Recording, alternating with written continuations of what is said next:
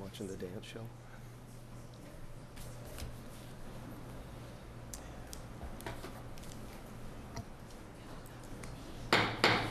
The August 8th meeting of the Eden Prairie City Council will now come to order. All rise for the Pledge of Allegiance. I pledge allegiance to the flag of the United States of America and to the republic for which it stands, one nation, under God, indivisible, with liberty and justice for all. Prior to the start of our City Council meetings, we have an opportunity for citizens to address the City Council on government business. Typically, our meetings are the first and third Tuesdays of each month, and the open podium period of time is from approximately 6:30 to 6:55. If you want to address the council at that time, please contact the city manager's office by noon of the meeting date. That phone number is 949-8412. Leave information as to your name, your phone number, and the item that you wish to discuss. If time permits, after scheduled speakers, we open the floor to unscheduled speakers. These portions of the meeting are not recorded nor televised. We have a couple of items under the first category, which is proclamations and presentations. The first is a donation from Vail Orthodontics. Is that? Yes, Your Honor. Mr. Council Longhammer? members, Vail Orthodontics has donated $250, and it's going towards Kidstock concert event, Spooky Saturday, and also Halloween on the Mall. So we thank them for their generous donation towards helping those programs become even better. Okay, I don't see it listed, but do we need a motion to accept? Okay. Move to adopt the resolution accepting the donation of $250 from Vail Orthodontics towards the Park and Recreation special events. Second. All in favor? Aye. Aye. The motion passes. Thank you to Vail Orthodontics. This is a great way that we are able to bring some programs and events to our community that cost some money. So we get organizations, businesses, individuals that make donations. So thank you. The next item is an award for our Assistant Fire Chief, Becky White, and Chief Espenson. Is he here? Yes. Could you come up to the podium, please? Sorry.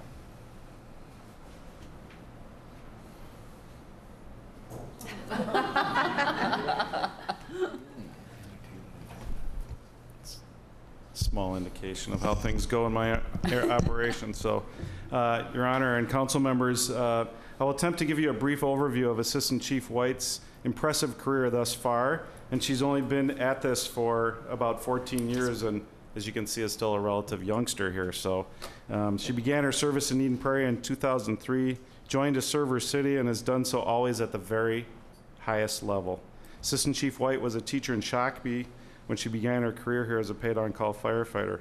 Becky still shows that passion to teach today. In fact, every fall I start to see this wistful glance back towards Shakopee and that career that once was in the teaching arena, and that's just further proof of her deep passion within to share knowledge and wisdom wherever she goes. She was then promoted to lieutenant at Station 3, where she was originally assigned, and then later on promoted also to the captain at Station 3. Becky changed her full-time careers by making the leap out of teaching in the classroom and working as Deputy State Fire Marshal for the state of Minnesota, spreading the word by actually developing the words and creating the kits and strategies for fire service leaders statewide to promote fire safety in their jurisdictions. And we all know that prevention is the key to saving people from the ravages and the horrors of fire. Becky was promoted to full-time Assistant Chief of Training and Prevention in 2014. She has held every rank and therefore has a first-hand working knowledge of the organization from many different angles. She is known throughout the fire service as a thought leader. Asked to share her thoughts with a blog, Firefighter 365, on the most highly regarded fire service website and magazines, Penwell is the name of it, and Fire Engineering. She's a regular presenter at the fire service's biggest national training conference, FDIC, which attracts over 30,000 fire service leaders annually. Becky now serves on that organization's board of directors, helping to map the future of the fire service. And speaking of the future, Becky was only one of 34 people invited to be part of something called Wing Spread, which meets every 10 years. This is the 50th year, and this is designed to get the best and the brightest in our industry together to develop the longer strategic strategies for the fire service in the United States. Becky is connected to our profession's brightest and best nationally. This past year, I asked her to use some grant money that we were securing to get speakers with a national perspective to bring to our firefighters to try to develop a future culture and the next round of leaders. And without a single hesitation, we got all this kind of cavalcade of national speakers through the Eden Prairie Fire Department. We still have a couple left to do this year. That's a testament to her connection with our thought leaders in our business and the benefits to our firefighters in all the surrounding areas. And in fact, speaking of grants, I think the grant success this year is somewhere just a little north of $100,000 that we've secured with Becky's leadership in the grant application process. So it's no wonder then that I'm here tonight to present this formal recognition to Becky on her newest accomplishment, the designation of Executive Fire Officer. This is master's degree level work. You go to the United States Fire Academy for sort of a 2-week sentence to serve, and then you do some research paper, and you submit it, and it's graded very harshly by peers and crabby professors. Hopefully this doesn't get to the USFA, but and that was a 4-year journey for Becky. So kind of in closing, I've known Becky since she got here. She was the first recruit class after I became the chief. She works hard to achieve family and work balance.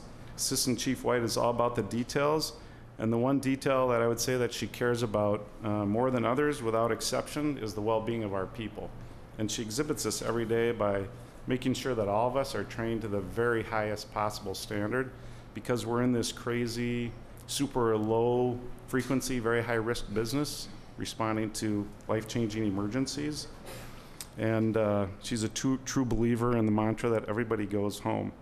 The EFO designation is achieved by less than 1% of fire service professionals, and Becky is the first from the Eden Prairie Fire Department to receive that designation. I'm no longer really surprised by all these accomplishments, but I'm always impressed. And it's my deepest honor to present this recognition to Assistant Chief White.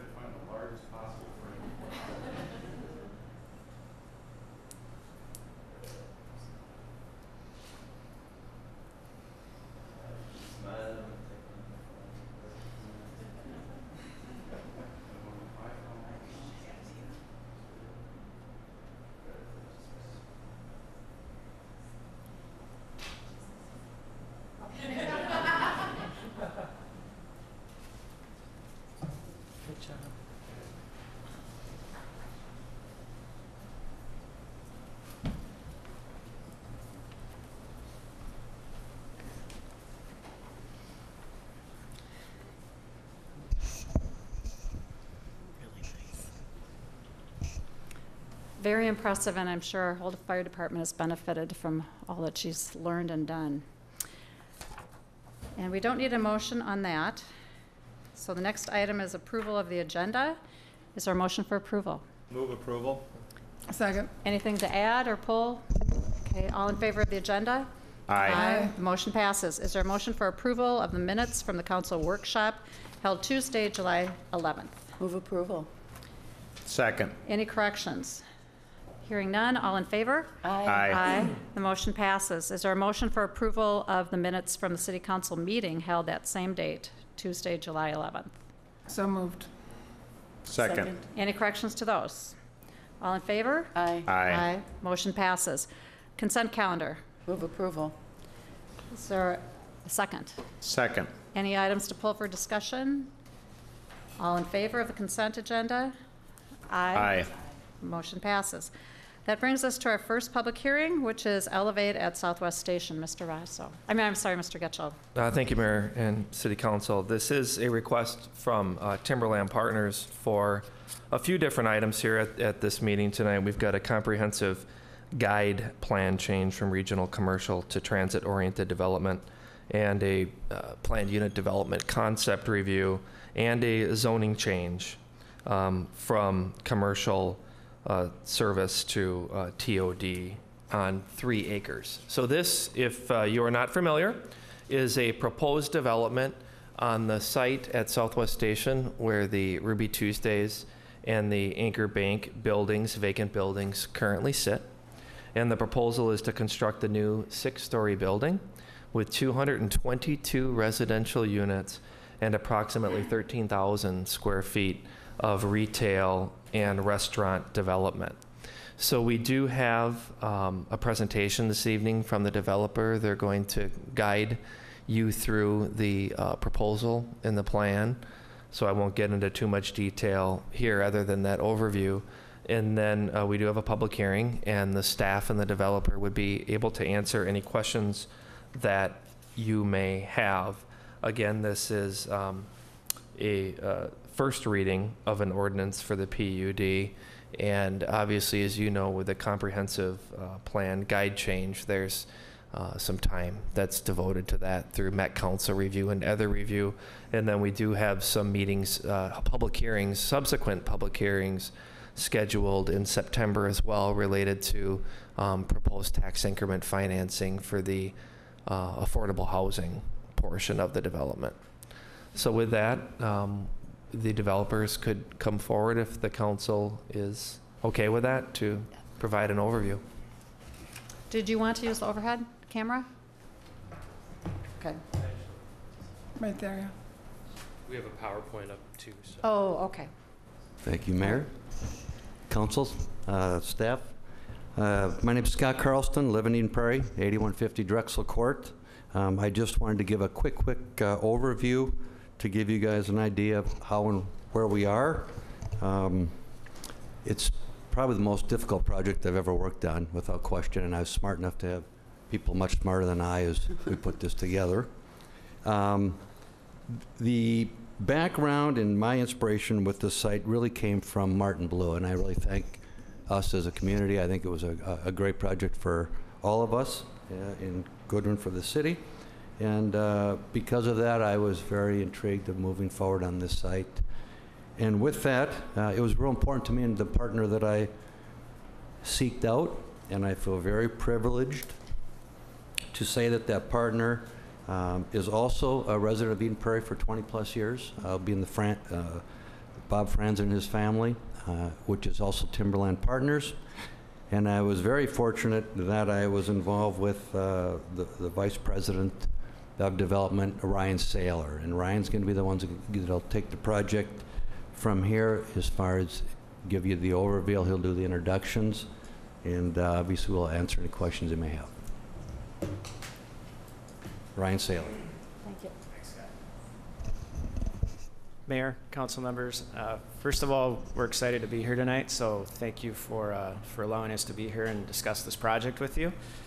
I'll start by just giving you a little background on the development team. It's a strong development team, one that's worked on a lot of projects together. So we're Timberland Partners. We're the co-developer, owner, and will also be the property manager of this project once it's constructed and built. You've met Scott, Coswelson Architects, who's done other projects in the city, is the architect. Civil Site Group, because this is a very difficult site on 3 acres, and because of dealing with the watershed, we brought in an experienced civil engineer who's got experience working with the watershed and with the city. We're using Civil Site Group. And then the general contractor is Frana Companies, who's one of the largest multifamily builders in the cities right now. A little bit on Timberland Partners. We're a real estate investment, development, and property management firm. We're based in Bloomington, right down the road at the corner of 100 and 494. So this is literally in our backyard. It was founded by the Franzen family in 1992, and currently we own and manage over 60 apartment communities totaling over 12,000 units in 12 states. Over 2,800 in Minnesota and about 1,700 in the Twin Cities. Personally, I've been involved in the development of over about 2,500 housing units worth about $360 million worth of development. So we bring a lot of experience to the team. And the last bullet point here, but I think I think it's all the most important bullet point on this presentation is that Timberland only manages what we own, and we own our properties long term. So when this project is built, we're in it for the long haul. We're putting a 40-year HUD mortgage on it. The intent is that we're going to be long-term neighbors and owners of this project and an integral part of the community. Get into talking about the project a little bit. It's 222 total units. The unit mix I put up there in case you want to jot it down, but it's 64 studios, 96 one-bedrooms, 19 one-plus dens, 38 two-bedrooms, and then 5 two-story penthouses. We really wanted to make this a model of what transit-oriented development could be, and working with city staff, what we come up with is a mixed-use, mixed-income project, which we're really excited about. 20% of the units will be affordable at 50% of the area median income, and another 5% at 80%. And I think one of the things, a lot of developers come in and propose projects, but there has to be a market for the project. And one of the things, we've done a lot of due diligence and research for the project, and our third-party market analysis has said, besides being 30 to 35% pre-leased upon opening, they suspect we can absorb about 14 units per month. And I think that's a testament to some pent-up demand in Eden Prairie and the fact that there hasn't been a lot of new construction in Eden Prairie other than Martin Blue, which was the last one with Scott. And I think before that it had been at least 10 years before there was some new construction in the city. We're programming about 13,000 square feet of retail space. I don't know exactly how it's going to pan out, but what we'd like to see is up to 2 full-service restaurants and 1 or 2 additional retail tenants. The goal with the retail here is to both provide something that serves the community and that also complements and helps our residents, but also complements the existing retail on the site. There's a lot of fast casual at Southwest Station, some other uses. We don't want to compete with what's there. We'd like to see some maybe full-service restaurants that maybe provide something that isn't already provided there to keep it active all day and not compete with them for parking and everything else. So we've spent a lot of time putting a lot of thought into how we're going to program this. Parking on the site, we've got just under 400 parking stalls. 287 of those are contained in a 2.5-story underground secure parking garage. And on top of that, we've got 110 surface stalls. We're also providing 175 bicycle parking spots.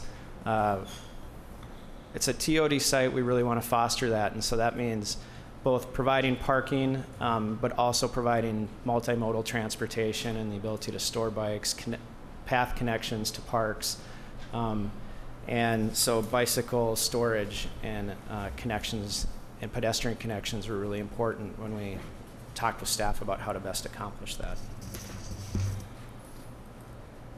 Some project amenities. I don't think it's a secret, but we're about 500 feet from the about to be built Southwest Light Rail Transit station platform. We're adjacent to the Southwest Transit Station. We'll have a trail connection to Purgatory Creek Park, and then we're within 1 mile of 3 of the city's largest, or the area's largest employers, 2 of which are Optum and MTS. So, as you know, it's great proximity to transit, good visibility from the freeway system into shopping and recreation.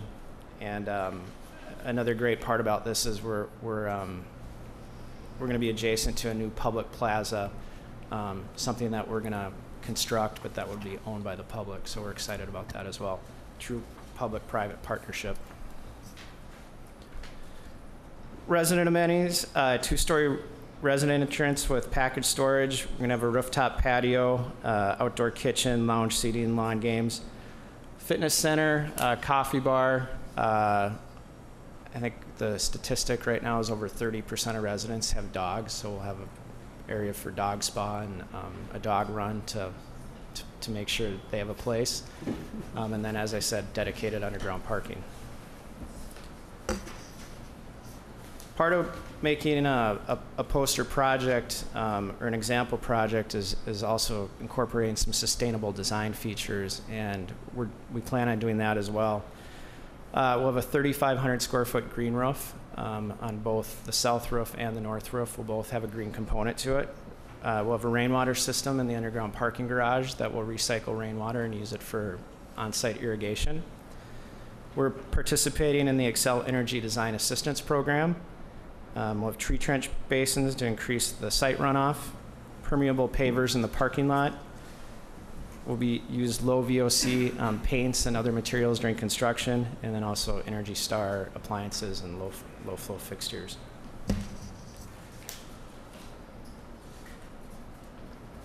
I just want to kind of end here, and I really want to compliment staff about the cooperation.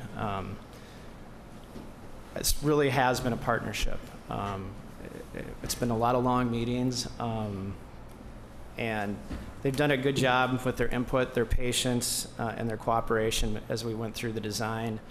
We've had to work out the staging plan. As you know, that's a fully functioning area. We've had to figure out how we're going to stage it during construction. I mean, from the engineering department to the planning department to everybody involved, community development, and the financing. It's been a true team effort.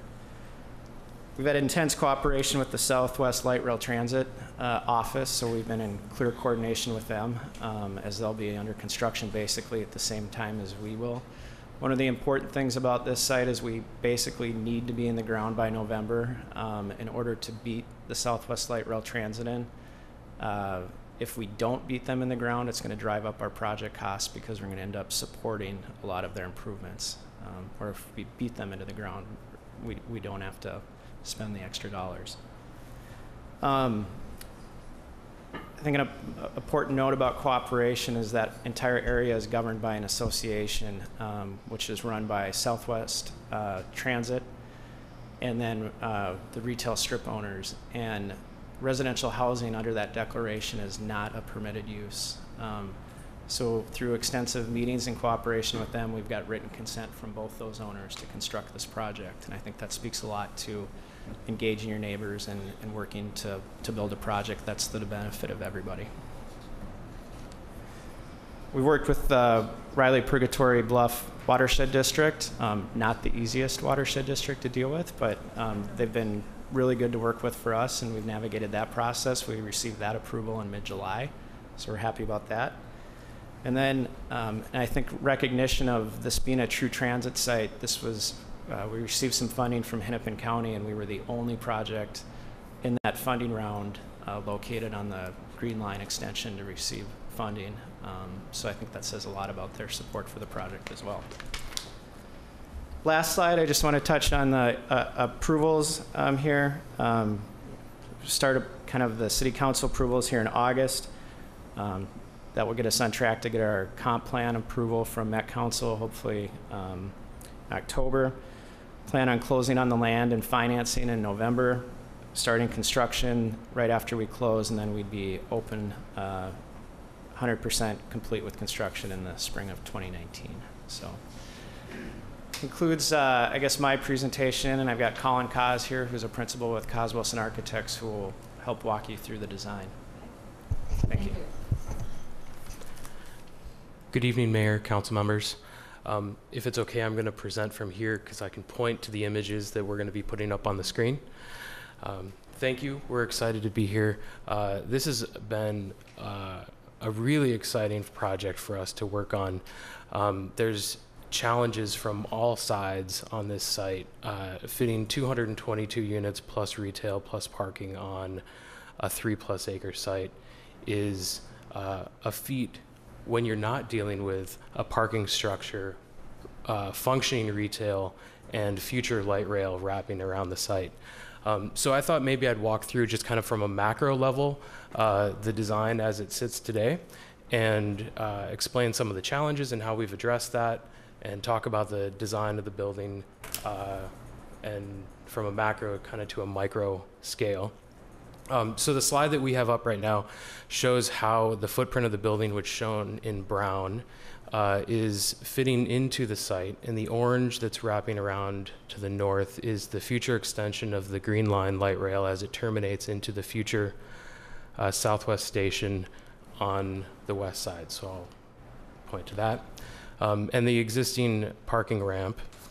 The new existing commercial, which is just to the south of our site, replaced the Santorini restaurant, and we wanted to also make sure that we addressed kind of the circulation and the parking. So we have all of these influences on the edges of the parcel to work on, and I'm going to fast forward one other slide. The other thing that we looked at was just the overall context as we knew that we were going to be rising up and trying to capture the views of the Purgatory Creek Park and the surrounding areas. So I'm going to back up just a little bit. The new light rail extension as it comes through this site bridges over Technology Drive with a clearance of, I think, about 15 feet over the roadbed. And then as it wraps to the north and around the site rises up and the train tracks come down and kind of intersects the ground. So that was also something that we wanted to address. We don't want residents looking directly out to the train tracks. We wanted to be up a little bit, which afforded us some height in our commercial space and allowing us to get the parking kind of nestled in behind the commercial and into the site. I'm going to fast forward a little bit. So from this view, you can see the south-facing elevation of the building, and you can see on the right-hand side the just massed in the elevation of the bridge for the light rail as it comes around the site. Just to kind of help orient you to the scale and the size and the height of where that bridge comes through the site. So with that, we have, and I'm going to back up to the site plan, where that bridge comes down on the corner, we really wanted to focus on a pedestrian connection into the site and then ultimately through the site to the light rail stop and the existing Southwest Station bus depot. So the pier of the bridge has become a focal point with a plaza, decorative landscaping and paving wrapping around it that then leads through a pedestrian promenade to a patio space for a future restaurant tenant. We want to have that restaurant tenant feel like they're engaged in the pedestrian way, have outdoor seating, something that's really warm and inviting and accessible for people other than those just arriving to the site in a car. And that pedestrian promenade wraps around in front of the commercial space, which is shown right through here.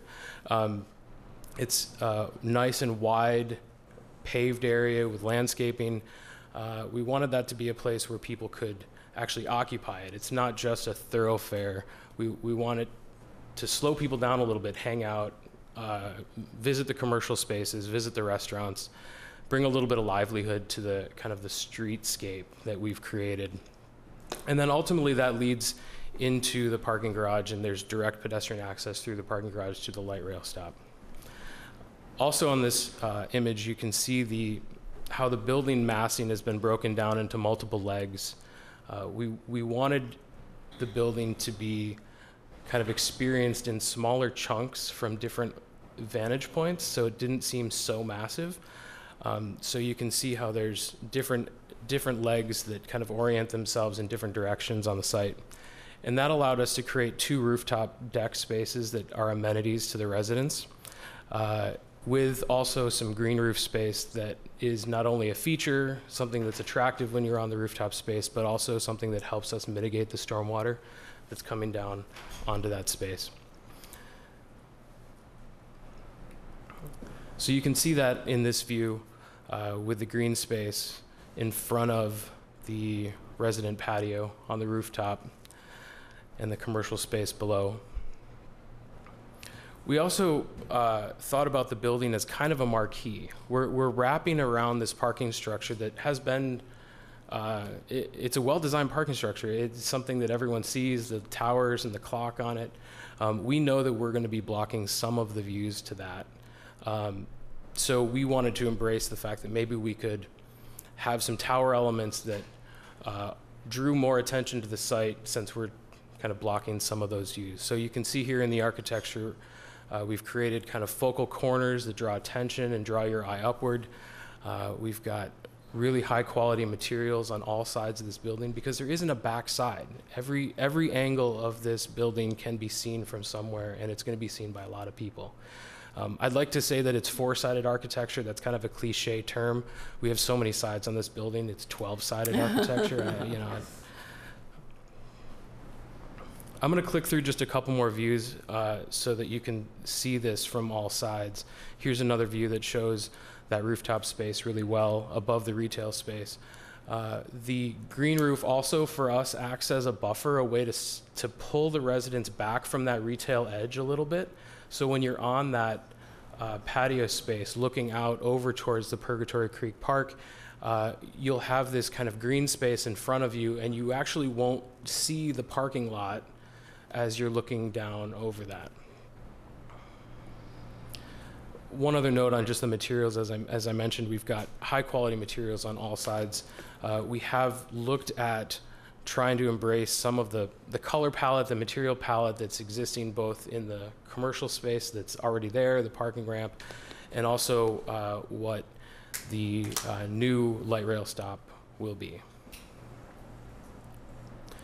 Here's some smaller kind of vignette images to help illustrate the pedestrian promenade in front of the commercial space.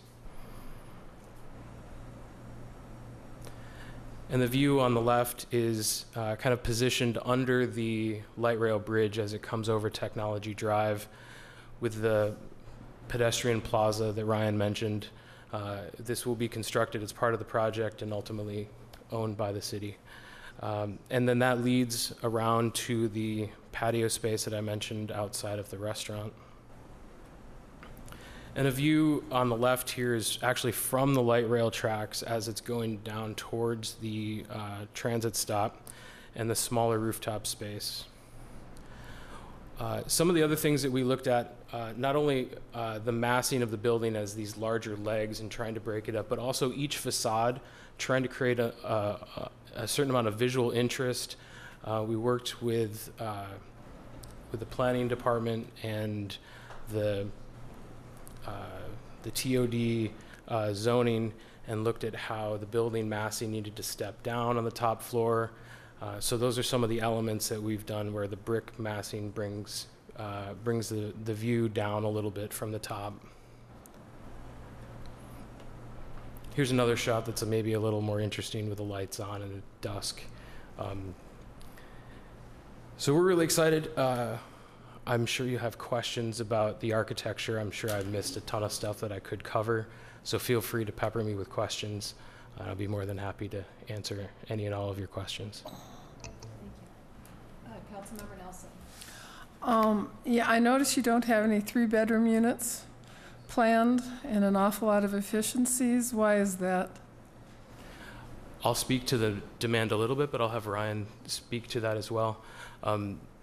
It seems like based on past projects, Martin Blue, that Scott had done, that the demand was pretty high for single occupant type units, so 1-bedrooms and studios.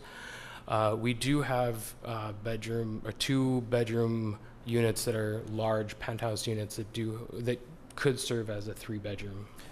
Will there be 2-bedroom units that are in the affordable category? We really need housing for families. Yeah, absolutely. So there are, in the affordable mix, it runs the range of the studios through the 2 bedrooms. I can speak to both demand, and then I can also speak to why we don't have more 3-bedrooms in the project. One, when we did the market study, we didn't hand the pro forma to the market analyst and say, here's what we're doing, tell us what they can rent at. We said, tell us what the market's at and tell us what the unit mix needs to be to rent successfully. So they drove kind of the unit mix and that. The third thing is we do plan on having families and kids here. although we are at a pedestrian, or we're at a transit site, and it's a busy parking lot, as you guys all know, during the day. So we were cognizant about programming too many 3 bedrooms in there, just because we want to make sure it's a safe place for our residents and for kids and everybody to play as well. So all of that played into our thinking and programming for the units. This is not the last time we hear from them, correct? Because I'm going to be very interested in, making sure that there are some of the larger apartments available in the affordable categories. Can't just all be efficiencies or 1-bedroom apartments. You need some of those too for people starting out and who do want to live on their own. But it seems like one of our biggest mix is having some with, maybe a single parent with a couple of kids type thing that, needs to rent and wants to be close to the bus or the light rail. And so that's one thing I'm going to very strongly look at when you come back to see what kind of mix that is. I just want you to know ahead of time so that you're going to be able to make sure you've got that scheduled in.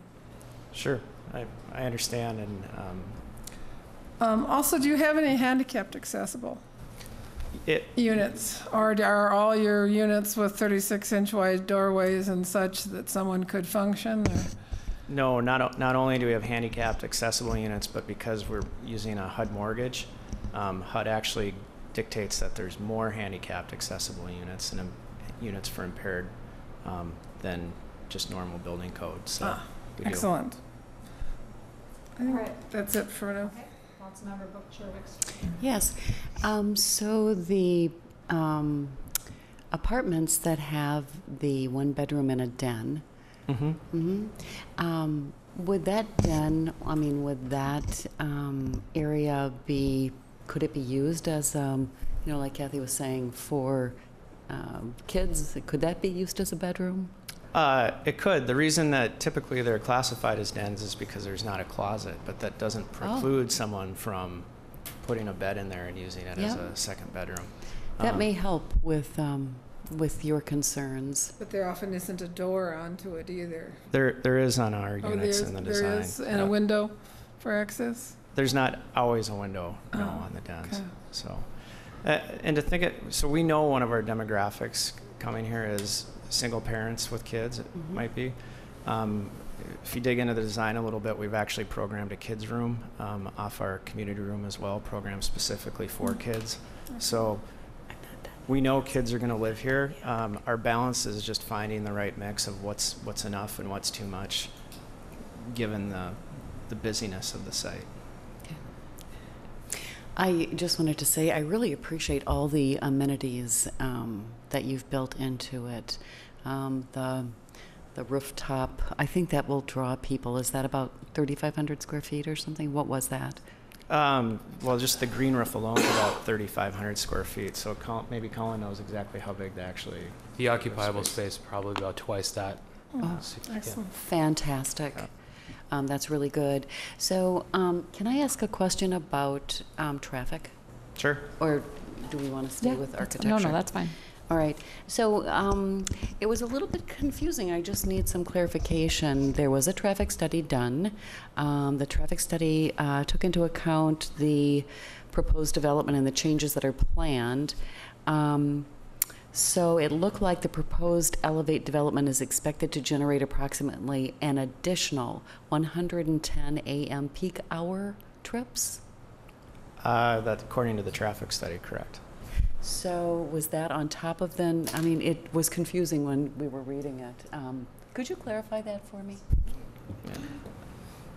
Mr. Ellis. Yes. Maybe just to clarify that, we actually worked with a third party to evaluate the traffic because we knew that was going to be important. It was when we were talking LRT, quite frankly. So we did take a look at LRT, knowing that's coming, the traffic that would generate with the additional parking and demand, and also with Elevate and the demands that would place. And we found that it did add the additional trips that you mentioned, but the intersection still operated an acceptable level of service. So it was Didn't require any additional improvements to Technology Drive, Prairie Center Drive. It functioned. So that was something that we were concerned about. We're satisfied with the results of the traffic study. The city kind of took the lead on that part of the review. It'll be just the opposite, won't it? I mean, people coming in to take light rail or even the buses, you know, coming in, staying, and then other people leaving. It should be.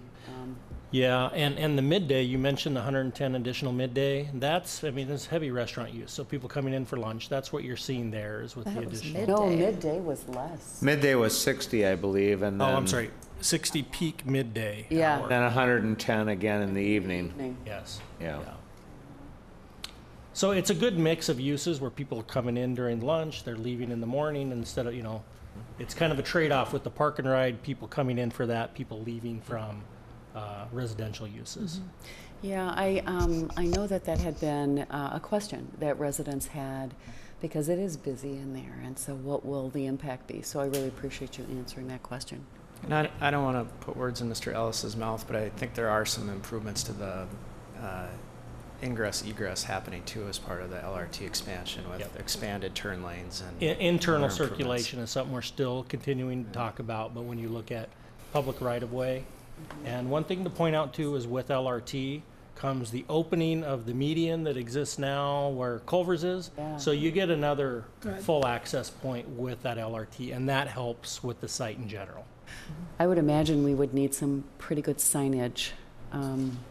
So that would be a consideration too. Yep.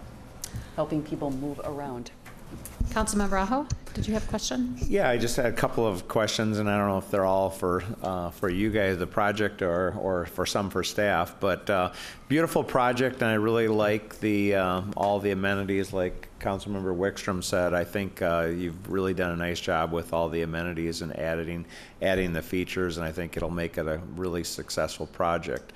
I have heard from residents about the traffic, and I still, you know, I don't know, 111 additional. I think it would be nice if we could have a little bit more improvements to the traffic scape to make sure that it's going to flow. But one question I have for you guys is, if for some reason Southwest Transit were not to take place and not to be built, and I know it's expected that it will, but if it were to not happen, have you thought about what the impact that would have on the project, and how, you know, would you still, I assume you would still go forward and plan to move forward, and it should be still successful with Southwest Transit already there. Correct. Our thought with this site is that it's a transit site whether the light rail happens or not. So our plan would be to build this. It's one of the reasons we like this site as opposed to some of the others on the light rail line. So from our standpoint, it's a transit site. There's obviously a lot of traffic and demand for the retail, and in the residential, there's proven demand as well. So. And in terms of your building location and how you've fitted into, I know it looks like a very tricky design feat to get that amount of property into a small footprint with the parking and everything included, with the LRT wrapping around it. If that LRT didn't wrap around it, it shouldn't really impact your design or anything like that as well. No, Colin can chime in if he wants, but basically the footprints that is there is the footprint that would be there whether the LRT was there or not. Mm-hmm. And I serve as vice chair of Southwest Transit Organization, so I'm always concerned. I always have to have my Southwest Transit hat on as well. And so in terms of, we were talking a little, you were mentioning a little bit about, you know, blocking some of the building, the parking ramp and things like that. Has anyone talked to you about signage and, you know, branding for Southwest Transit in terms of, you know, after the building is constructed, you know, in terms of partnering, helping? We might need to do some changes with that signage because our views would be blocked. Well, I think we're certainly open to that. They've been very cooperative. I think the area as a whole is going to need a new monument sign and placement. So I think that'll be part of the design moving forward. And my understanding is the Southwest Station has already begun discussions about how they might sign their ramp too, to be visible with all the improvements going on. Right. We have. Okay. Well, thank you for answering Thank you. those. But I'm very excited. I think it looks like a great project and a good project for the city. So Thank thanks you. for bringing it forward. Bet. I have a question that hasn't been discussed. You talked about bike parking inside the structure for residents. Yep. I assume there are bike racks on the site because there'll be retail and restaurant there. Are those going to be located on that plaza area in front? They'll be on the plaza, and then I think there'll be some kind of on that promenade in front of the retail. So Oh, okay. there'll be, there's, I should have clarified when I talked about it, but there's secure resident bike parking, and there's also separate pedestrian bike parking. Okay. If you'd like me to highlight that on the site plan, I can show you. Sure, yeah, if you could. So there's public bike racks near the plaza, between the kind of the restaurant plaza and the public plaza, and then there's additional bike racks along the promenade, specifically by the entry to the restaurant and to the apartments. Okay. And there's some additional space for that on this corner too. Okay. All right. Good. Thank you. Any other questions at this point? Okay. Thank you. Thank you. This is a public hearing. Is there anyone from the audience that wants to address the council about Elevate? Okay. All right. If you could come up to the podium and give your name and your address for the record, please.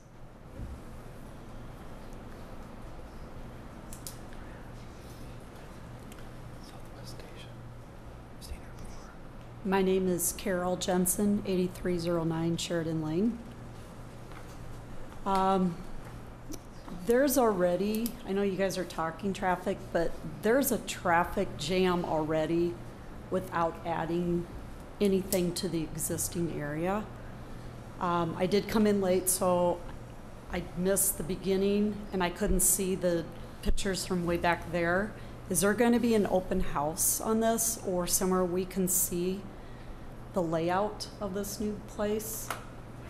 I don't think there's an open house schedule, but we have plans. Is there something specific you want to see? Well, how is it going to exist with all the new restaurants that have just gone in?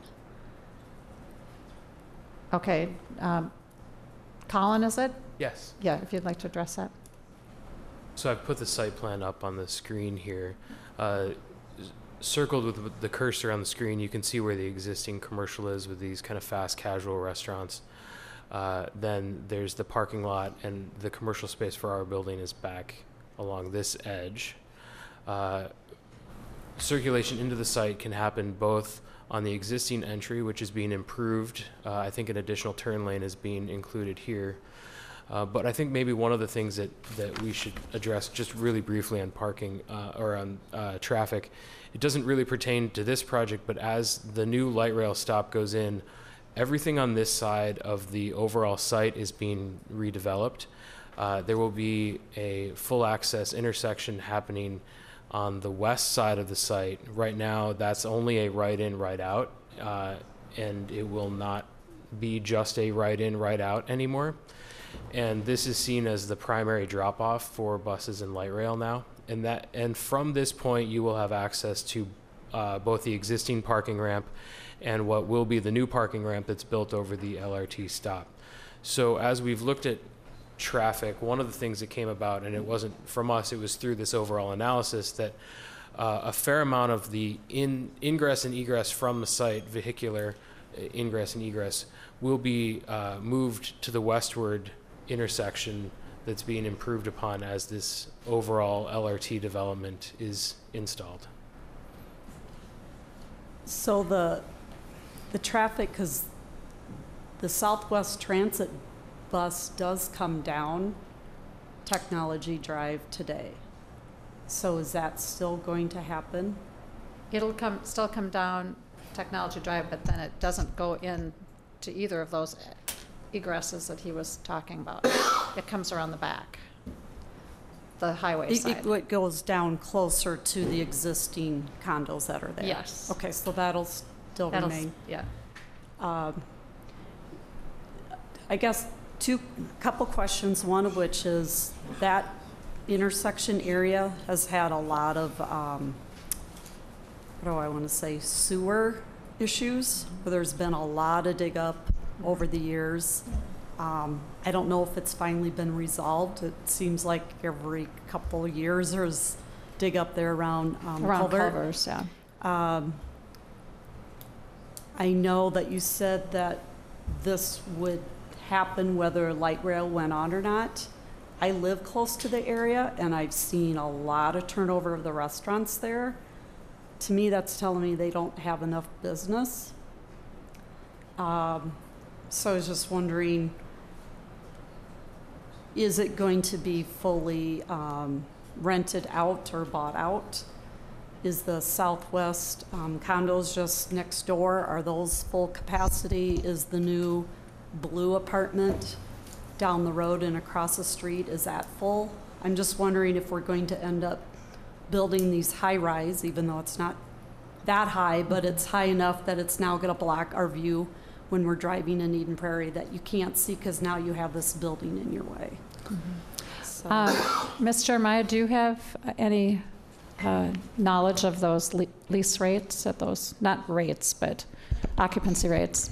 My understanding is that the Southwest Station condos, and there are some apartments in there, are doing quite well, and I think that they are full or near full from what I'm understanding. We happen to have the Martin Blue developer here who can certainly speak to that, but I hear good things as well about the occupancy of Martin Blue, and just in general, the apartment market is just extremely tight, and we've done very little new in decades other than the Martin Blue project. So there is, for our young people who, need with their first job, maybe need rental housing, there's a lot of demand that we know is kind of pent up, and people are having to go elsewhere outside of our community to find housing. We're also hearing from people who maybe want to go, from their homes into maintenance-free living. Maybe they're doing something else in the winter and just want an apartment. So there's a variety of people that we think we're serving here in our community, and we are going to be asking the developer to look at marketing to those folks first as well. We'll talk about that more in September, but that's one of our strategies. One of the challenges that we faced at the Southwest Transit site, and I've been on that commission for 24 years or something, we wanted to have restaurants on that site. We also wanted to have transit-friendly retail, like maybe a daycare, maybe a place you would drop off your dry cleaning, maybe a place you could pick up a prescription. But that was never successful at that site. We couldn't even get companies to come in and do that. So it started out being a lot of restaurants, you're right, and there has been a fair amount of turnover, but I really think now bringing in residential units right onto the site, it will only enhance the restaurant choices, the restaurant viability, and also maybe introduce the possibility of successful small retail on that site that will be attractive to not only the people living in Elevate, but also people riding light rail or riding the bus. Somebody else that wants to come up to the podium, please, and state your name and address for the record.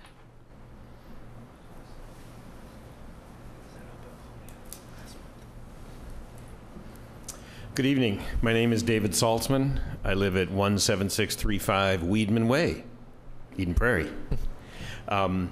I'm here with a group of people who are part of the Eden Prairie Affordable Housing Coalition. I'm also a volunteer with Jewish Community Action, and I'm a bus driver for Southwest Transit.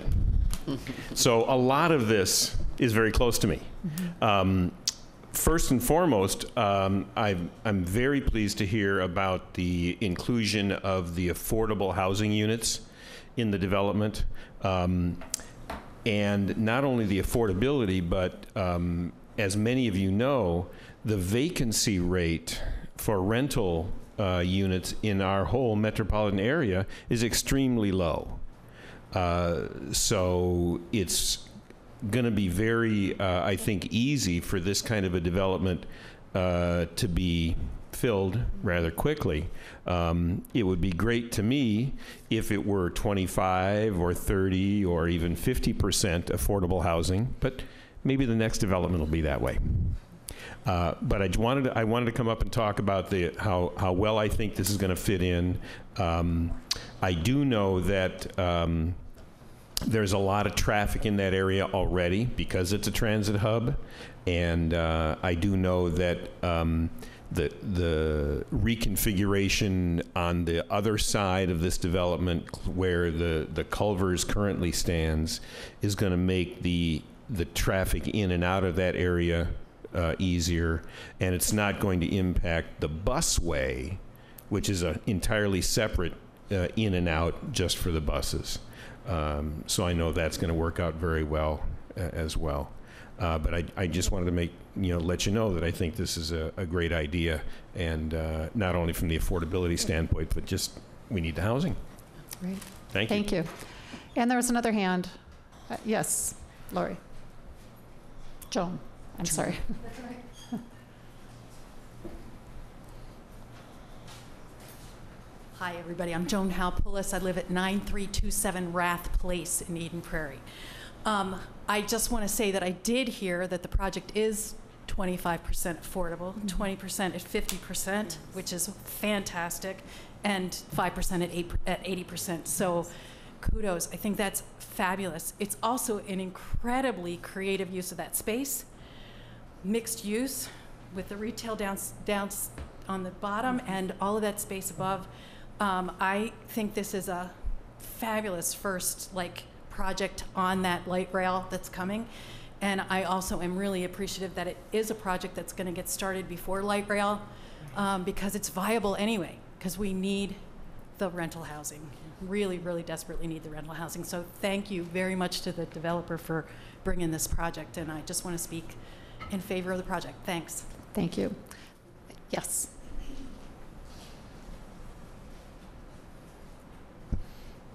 Good evening. My name is Asad Alawaid. I think tonight is one of my best ever city council meeting that I attend. I have never seen any kind of affordable housing development has been discussed in this room before. There has been discussion, but I have never seen even developers who want to develop something.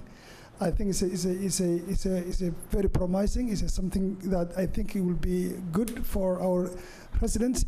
20% of affordable should be. I would like to have maybe 50%, but 20% is better than nothing. I would like to really support the idea of Kathy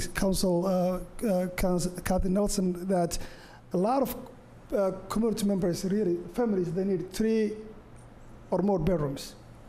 This is whether we call it affordable 20% and 80% market rate. It's a working force kind of development. I'm sure that this development will get filled in very quickly, and people who are working in Eden Prairie will be able to live there. They will be part of taxpayers. They will be part of our community. So I think it will be really a good thing to do it. For the traffic thing, I don't know anything about the traffic. I have no education background about traffic, but the one thing I know that I visited many different places where the light rail has been built. I went to Portland, Oregon back in 2014, and we toured about a similar kind of light rail, the one that we are expecting to come to Eden Prairie. So all the development, transit-oriented developments that they built, whether it's businesses or housing, they've been all thriving. So I don't think there will be any issue at all of having this kind of development in the towns at this station. So I would like to just encourage you to think about including a family size kind of housing in this 20% affordable. Thank you. Thank you. Is there anybody else that wants to address the council? Okay, hearing none, is there a motion? Yes. I move to close the public hearing and adopt the resolution amending the guide plan for regional commercial to transit-oriented development on 2.93 acres and amending the comprehensive plan text to include TOD, transit-oriented development, land use language, and adopt the resolution for a planned unit development concept review on 2.93 acres, and approve first reading of an ordinance for planned unit development district review with waivers and a zoning district change from COM Reg Sur to TOD-R on 2.93 acres, and adopt the resolution for a preliminary plat of 2 lots into 1 lot on 2.93 acres. And direct staff to prepare a development agreement incorporating staff and commission recommendations and council conditions, including payment of park dedication fees in the amount of $872,700 that may be deferred in accordance with the agreement, and including incorporation of alternative vehicle provisions within the project. And authorize the issuance of an early land alteration permit for Elevate at Southwest Station at the request of the developer, subject to the conditions outlined below. Second. Discussion, Councilmember Nelson. I just wanted to say thank you to the developer for doing a TOD development in Eden Prairie, and doing one with some of the things like the rooftops that, you know, have gone into the Martin Blue and such, and that it will be an interesting place for all ages and types of families to come into, something that the transit orient development, we've got the one on the other side of them, but it's something what we need, and it's something that has been planned around light rail. So I appreciate your bringing this kind of a sized plan in, and it looks like it will be quite nice, and I assume there might be a little bit of things to, you know, between now and when we hear you back from September. It seems like there's always just a bit here and a bit there, but I do appreciate it. Yeah, it looks like a great development. I'm excited about the affordable housing component in it, and I would love to hear from you, Scott, or one of you, about working with us on our new design standards, because you're probably the first major project that has come out of that whole process, and I'd love to hear how that worked for you all. So, okay, we've got a motion and a second. All in favor? Aye. Aye. The motion passes. Congratulations. We'll see you at second reading. The next item is the first reading of an ordinance amending City Code Chapter 9 relating to shade tree disease control. Mr. I keep saying Mr. Rosso. I'm sorry, Really? Mr. Getchell. That's okay. We'll get him to talk at some point tonight. The second public hearing, Mayor and City Council, is related to Chapter 9 of our City Code, which is where we cover our shade tree disease control requirements. And as you know, because we've been discussing this for the past several months, that in Eden Prairie now there is a presence of the emerald ash borer in Eden Prairie. So we feel that we need to revise our city regulations to reflect those current conditions. And Mr. Lotthammer could give you a brief overview of those changes, but we do need to conduct a public hearing for revisions to Chapter 9. So, Your Honor, council members, we've had the opportunity to discuss with you in some of our workshops our shade tree ordinance, and also get your feelings on tree health and types of trees that we put in going forward. But this is very specific to adding emerald ash borer as a disease or as a pest. So in most cases, like with Dutch elm disease and oak wilt, we've been implementing this for many, many years, and now it's adding the emerald ash borer component now that it is in our community. One of the things you'll notice when it comes to emerald ash borer, which is different than the oak wilt and also the Dutch elm disease, is that we don't want people to move it during those times when the borer can be active. So imagine somebody taking it down this time of year, basically May, June, July, August, September, and moving that wood, even if it's just to haul it away to a good disposal place. That's an opportunity driving down the road for the borer to leave that infested tree and spread its way to other trees within the community or within the county. So a big portion of it is to quarantine it, even though we may identify it and mark it at all times of the year. The moving time of it is a specified time, basically October into April. So that is an important part of this component. Essentially, though, it works just like all of our other disease tree identification. We do have staff all year round, a full-time forestry technician that's able to go out and either identify it or to be called to somebody's home to help them better understand it if they might have it, or if they have a tree that they're thinking that they might want to treat, to be able to give some advice to that homeowner as well.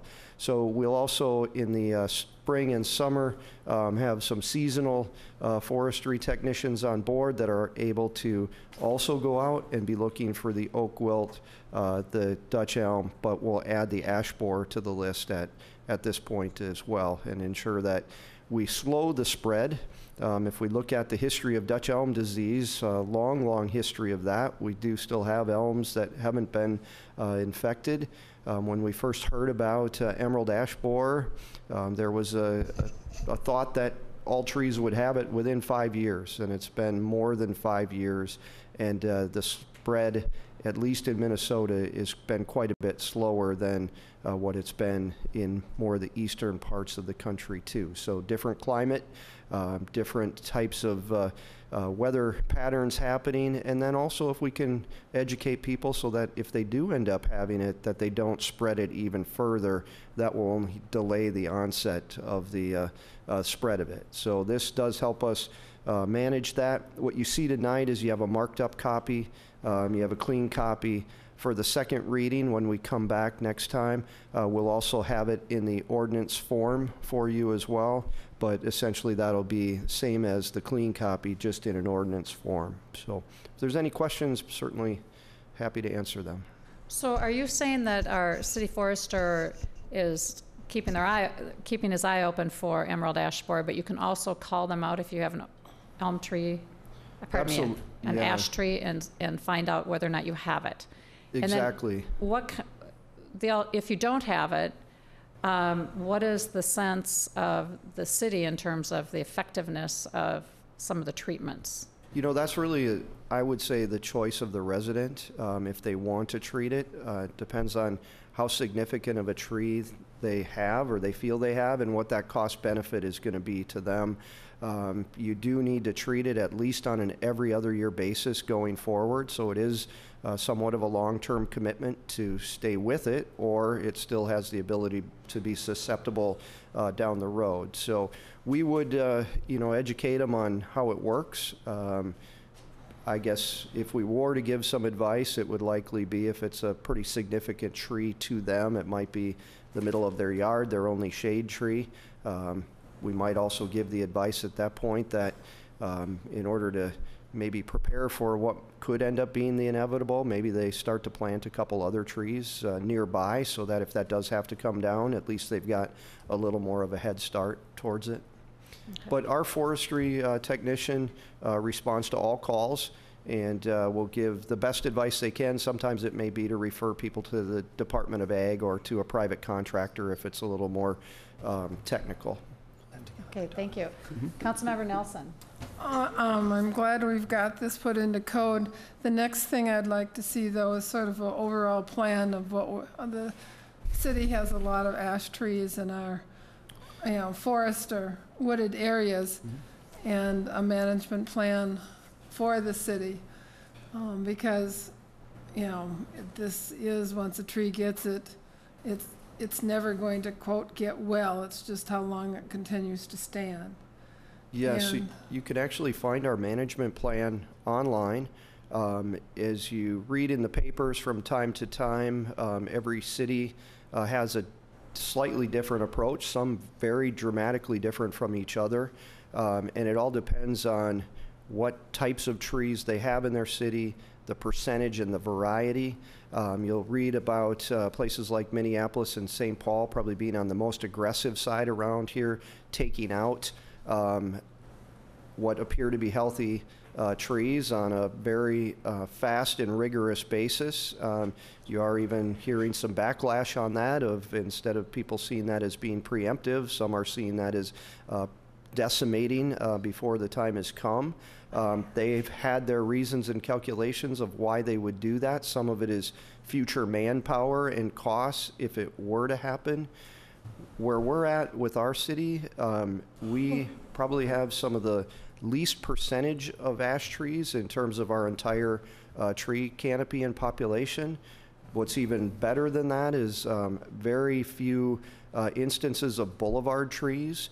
And the ash trees that we do have are fairly scattered and dispersed so that, especially on city property, if some do obtain it and do need to come down, the visual impact or the shade, lack of shade in those areas won't be very noticeable, if at all. So our approach at this time, and certainly we keep monitoring it, is not to be aggressive, but if we do come across an ash tree that's not healthy and we're out there, and it might not be that it has the disease, but if it's not a good healthy tree and we're in the area cutting trees already that might be Dutch elm disease or for other reasons, we would take that tree. But otherwise at this point we are not taking down healthy trees as a preemptive measure. We could experience many different factors over the next few years that could slow or even isolate this disease. And so we don't feel to take out good, healthy, mature trees that show no signs is a good approach for our city. There's other cities that are taking a different approach. Thank you.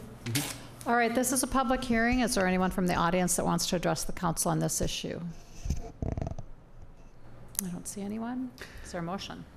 Seeing none, I would move to close the public hearing and approve the first reading of an ordinance amending City Code Chapter 9 relating to shade tree disease control. Second. All in favor? Aye. The motion passes. The last public hearing is the vacation of an easement in the enclave at Old Shady Oak. Mr. Getcho. Thank you, Mayor and City Council. You can see in the packet here, we have a plat that shows the original enclave at Old Shady Oak, and there was a 36-foot drainage and utility easement on the west side of one of the lots on the property that was meant to cover city storm drainage utilities, which were never installed and are not necessary at this time. And I think, you know, it's on a pretty common basis that will come with the vacation of easements post-development that aren't required. And in this case, the city feels that there isn't a need for an easement in the future.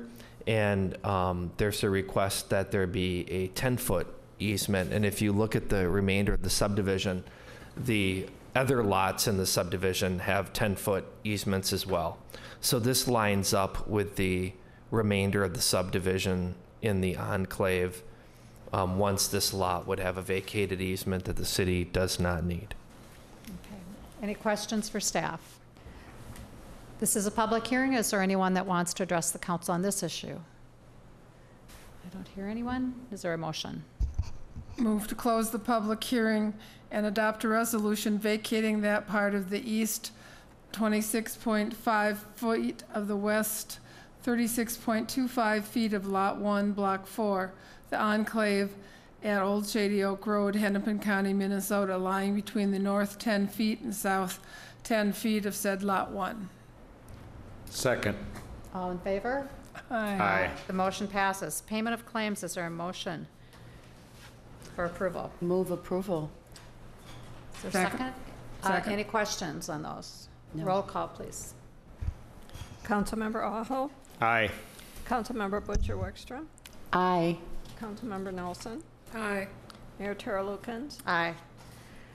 Next, we have the approval of the first and second reading of an ordinance amending City Code Chapter 4 relating to insurance, community festivals, and Sunday sales. Mr. Getchell. Thank you, Mayor and Council. Those are quite a few different topics there, but it really all falls under one main issue, and that is our Flying Dutchman distillery in Eden Prairie. There were a couple requests that came forward from the distillery related to some updates in code that staff supports. One is the ability for the distillery to take part in the Prairie Brew Fest event that is sponsored by the community foundation, Eden Prairie Community Foundation. Unlike maybe the beer that is there, other events, that the city would need to declare the Prairie Brew Fest as a community festival, as we do many of our other events in Eden Prairie, like the 4th of July, in the Starring Music Series, and other events. So we need to declare Prairie Brew Fest to be a festival by resolution. Actually, you did that already in consent, but this is related to that. And then also, there is a desire of the distillery to be open on Sundays for operations, and there needs to be an update to the city code. We did not need to update the city code for our liquor stores to be open when the Sunday sales began, and then the current license holders for on sale are covered in that already. But the city attorney states that per state statute, we need to update our code to allow them to be operating on a Sunday. And then it looks like, since we're doing some revisions to the code, we're also updating the requirement on insurance that we have as well, from $300,000 to $310,000. The reason we're asking for a first and second reading is we do have another council meeting before the Prairie Brew Fest, but we would not meet the publication deadline if we waited for second reading in early September. So we do need a unanimous vote on to have a first and second reading passed tonight. And then we could have publication, and then the ordinance would be effective mid-August. Okay. Are there any questions for Mr. Getchell? The only question I have is, with this expansion to Sunday opening hours for the distillery, are they planning to still be open to Thursday, Friday, Saturday, and Sunday, or? That's my understanding, Mayor, is this is an additional day that they would add. Okay. Right. All right. Football season's coming up. That's right. Is there a motion? Sure. Move to approve first and second reading of an ordinance amending City Code Chapter 4 relating to insurance, community festivals, and Sunday sales. Second. All in favor? Aye. Aye. Motion passes. The next item is approval of the first reading of an ordinance amending City Code Chapter 6 relating to small wireless facility permits. Mr. Getchell. Thank you, Mayor and Council. As you know, one of the items that came out of the 2017 state legislative session was, a preemption of local governments that required that a city cannot prohibit small wireless operators from being in the public right-of-way in cities throughout Minnesota. In Eden Prairie, we actually have some agreements with companies to have small cell technology in our city. So we do see it as a benefit in the ability to provide a high level of service, but at the same time, we have some standards and some requirements of which we would want someone working in our right-of-way or being in our right-of-way to abide by. So we do have the ability to require a permit. And so with this new state legislation, we are making an update to our city code ordinance relating to small wireless facility permits. And I think Mr. Ellis has a couple comments to add to this, because he's been working on this whole entire issue quite a bit. But this is just a first reading of this ordinance. The second reading would come back in September. I think Rick did a really good job explaining, where this came from was this year's legislative session, and the cell carriers were very successful in lobbying the state legislature to give them access to the right-of-way. And what we're doing with this code amendment is just making sure that our rules are in alignment with the state rules. It details how permits are submitted, how long we get to review them, what we can deny them based on health, safety, and welfare issues. And then also detailing when we have a co-location on a city facility, city light, city traffic signal, city warning siren, that they have to enter into a co-location agreement with us. Unfortunately, it stripped a lot of our ability to regulate the look, the size, the color of these facilities, and also how much we can charge for lease rates or rental rates for locating in the public right of way or on our facility. So unfortunately, we lost a lot of our ability to negotiate, to maintain aesthetic appearance that we like to see in our right of way. But this does put in, I guess, a program where we can require permits, we can do some review on certain things about what they're planning to build. And it's something that all cities across the state are going to have to grapple with as this law took place essentially effectively right after session ended. So a number of cities are going through this process right now. I think we're maybe a little bit ahead of the game, but this will essentially bring our code in conformance with state statute. Okay. Any questions? Okay, it's our motion. I would move to approve the first reading of an ordinance amending City Code Chapter 6 relating to small wireless facility permits. Second. All in favor? Aye. Aye. The motion passes. Really, the last thing on the agenda is the appointment of a student to our Flying Cloud Airport Commission. Mr. Getchell. Yes, Mayor and City Council, you may recall we did a number of appointments at the last meeting. I think there were 17 or 18 appointments, but there was one left, one more we need to do. We have a student that has an interest in being on our Flying Cloud Airport Advisory Commission. So we obviously have the time and the ability to do that because the student program starts in the fall with the September meetings. So we are, we have an orientation plan for our student commissioners, and come September for the coming 2017-18 school year, all of our students will be on board representing 5 of our 6 commissions. So this is just another appointment to add. And do you want to make a stab at pronouncing this young man's name? Oh, I can do that. I think the recommendation is to appoint Nathan Bellafuel to the Flying Cloud Airport Advisory Commission. Good enough. Okay. Does somebody want to make that motion? I'll make that motion as he just stated. Okay. And I second it. All in favor? Aye. Glad to have Nathan join us. I will ask him at the orientation how close I was. Yes. Anything else to bring before the council tonight? If not, is there a motion to adjourn? Move to adjourn. Is there a second? Second. All in favor? Aye. Meeting adjourned. If it was, a French name. I think it's Bellafuel or something. If it would have been Spanish,